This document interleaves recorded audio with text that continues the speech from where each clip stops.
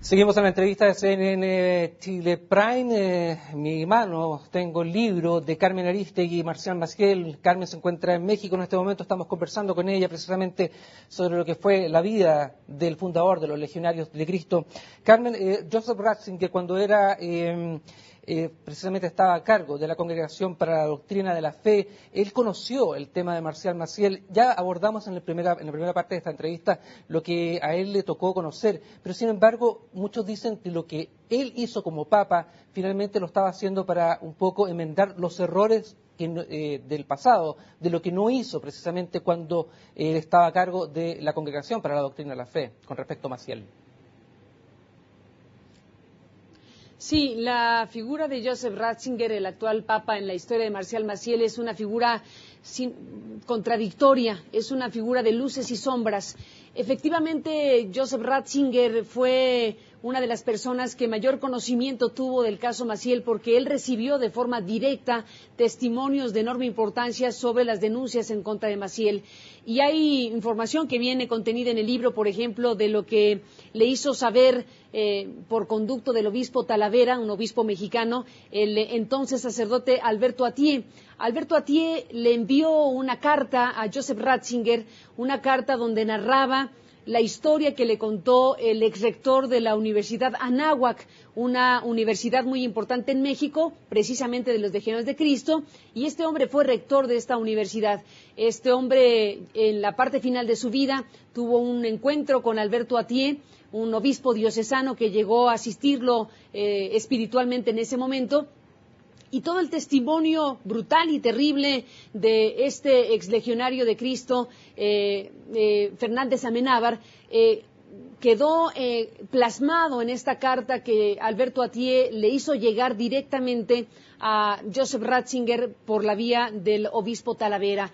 La respuesta que en ese momento Joseph Ratzinger dio a esos señalamientos tan específicos y a la petición de investigar el caso Maciel fue desastrosa, fue decepcionante.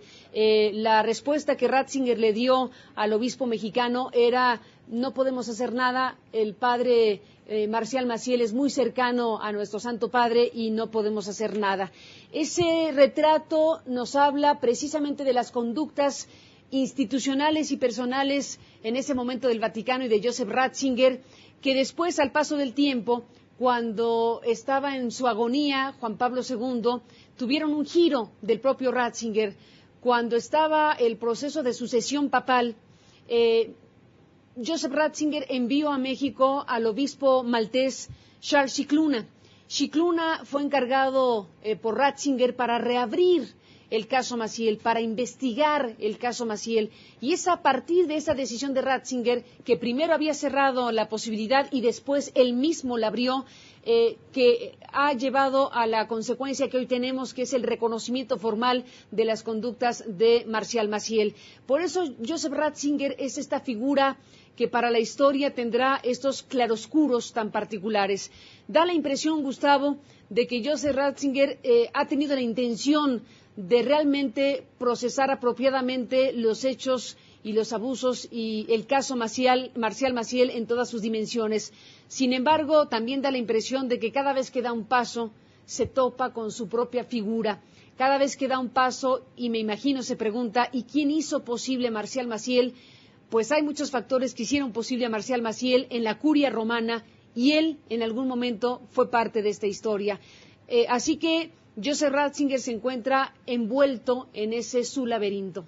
¿Qué pasa con la congregación, Carmen, considerando que es una congregación muy poderosa y también se habla de una congregación en la cual el Vaticano también está muy interesada respecto a los fondos que maneja?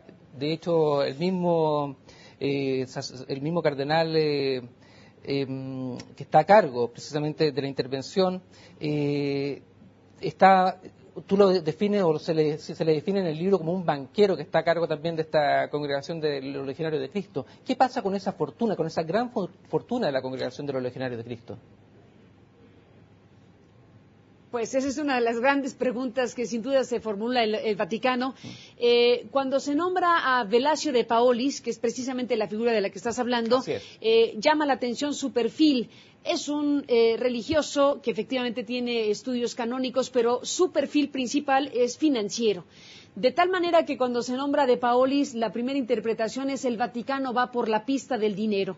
Y eso creo que es muy importante porque si vemos en el libro, hay información muy clara respecto al tipo de trabajo empresarial y corporativo que realizan los Legionarios de Cristo y a esto que algunos de nuestros entrevistados llaman una máquina de dinero.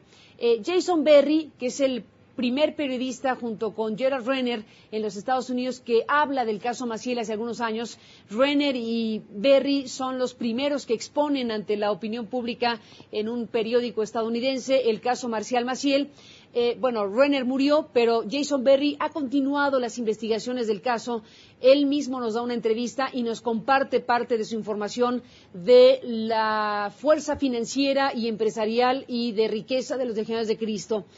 Y ahí nos podemos dar cuenta de lo difícil que habrá sido y estará siendo para Velasio de Paolis encontrar las claves precisamente de esta generación de recursos millonarios que representa la Legión de Cristo.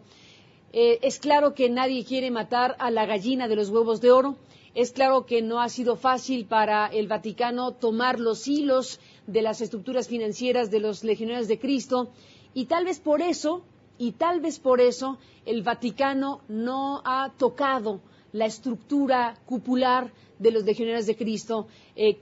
Ha dejado claro que Marcial Maciel fue lo que fue. Ha hecho incluso una defenestración post-mortem del fundador de los Legionarios de Cristo, pero la estructura cupular, los herederos de Maciel siguen ahí.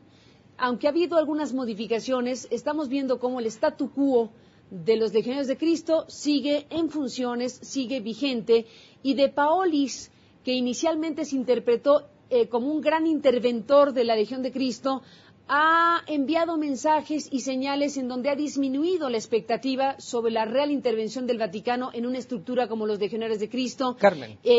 Ha dicho que las denuncias que se hagan al respecto de los Legionarios de Cristo, vayan directamente a la propia estructura de dirección heredada por Marcial Maciel. Sí, Carmen, quiero que continuemos hablando sobre precisamente este punto. A vuelta de comerciales tenemos a Carmen Arístegui, autora del libro Marcial Maciel, Historia de un criminal. Luego a la pausa seguimos conversando con ella.